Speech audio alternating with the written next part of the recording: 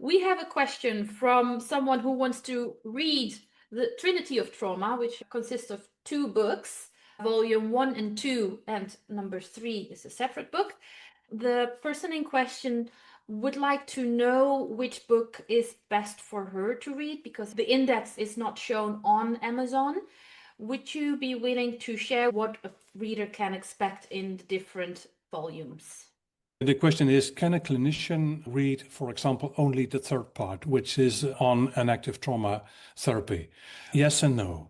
Yes, I do think it's readable enough, but it presupposes an understanding of concepts that are developed and defined in volume 1 and 2.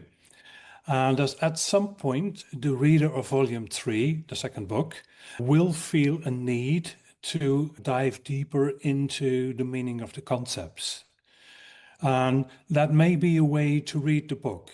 It's also, this Trinity of Trauma, my effort to grasp the whole of trauma. Thus, I was not particularly writing it with the clinician in mind who is seeing patients on a daily basis and who is looking for clear guidelines. Do this, do that. The reason that I wrote the Trinity is basically because I felt there is a need for further theoretical development and concept development.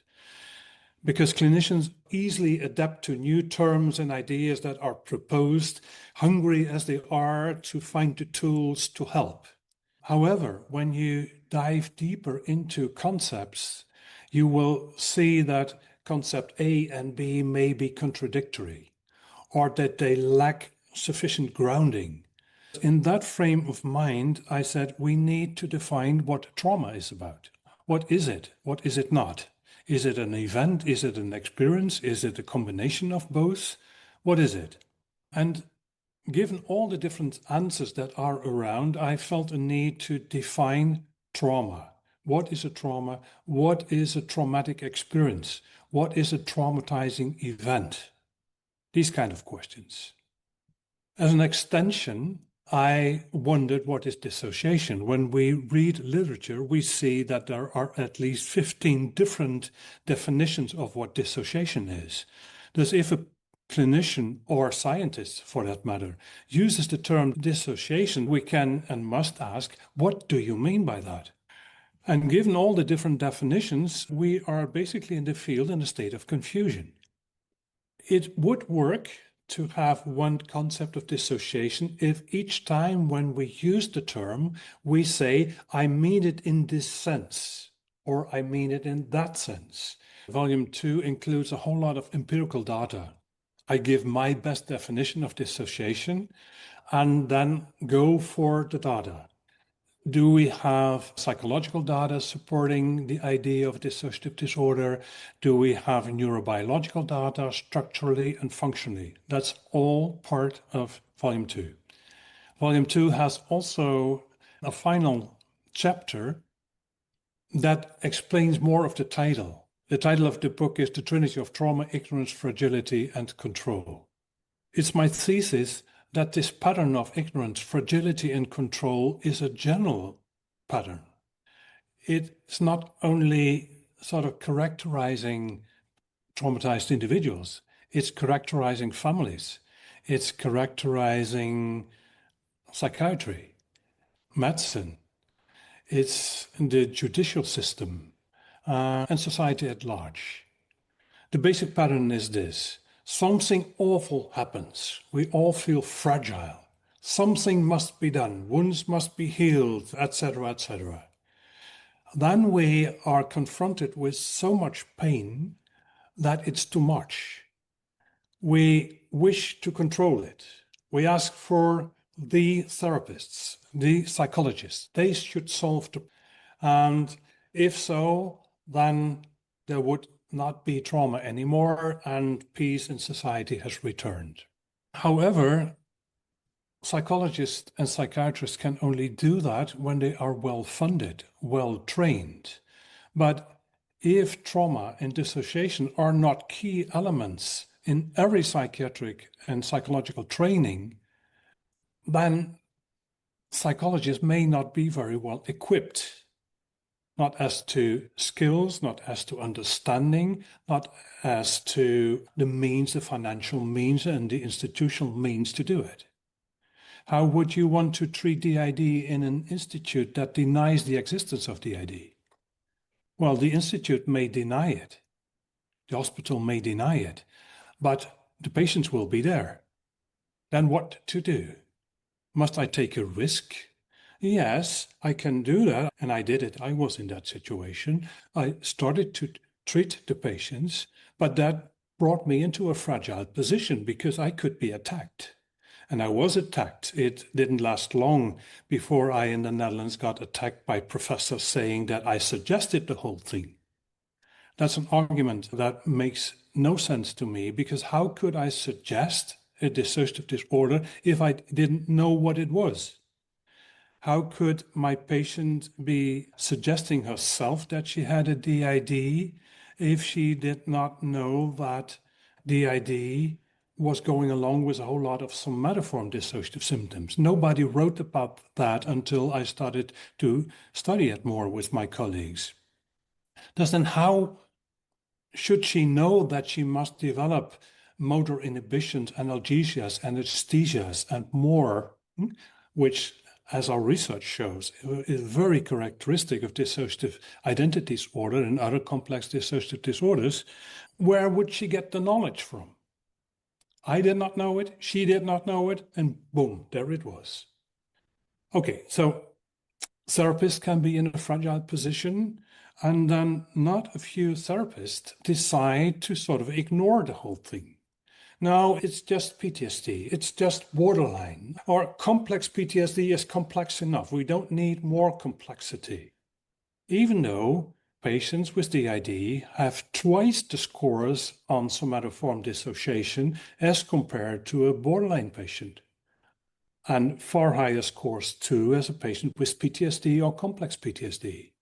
Then what explains that excess of symptoms? Where does it come from, if not from life itself, from harming life itself?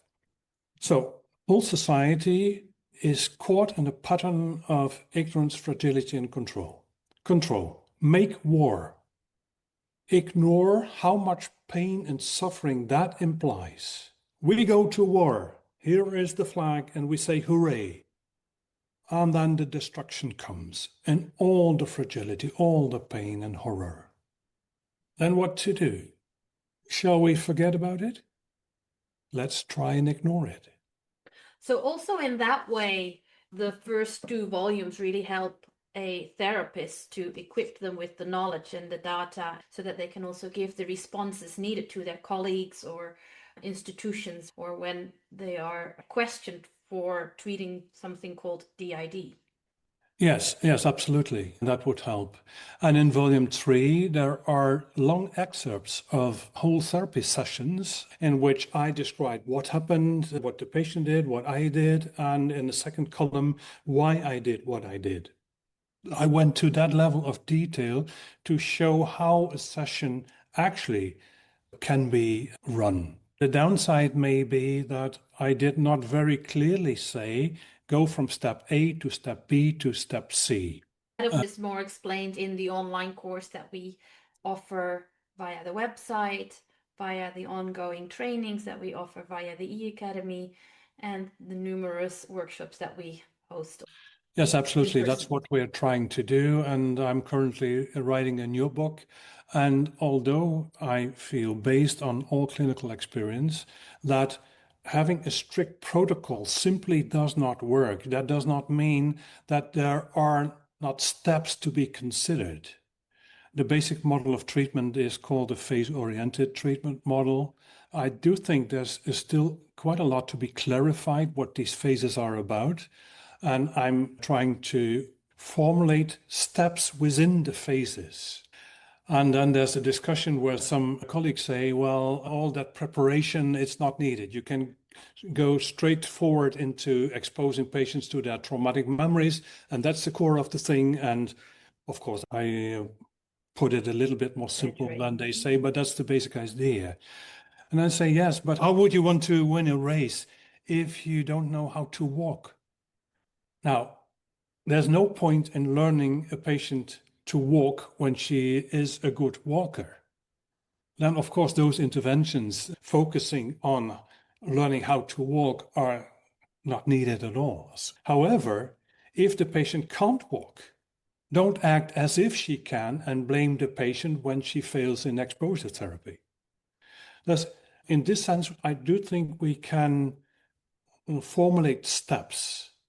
Is the patient up to doing this? Is she up to doing that? Etc., etc. If yes, continue. If no, help her.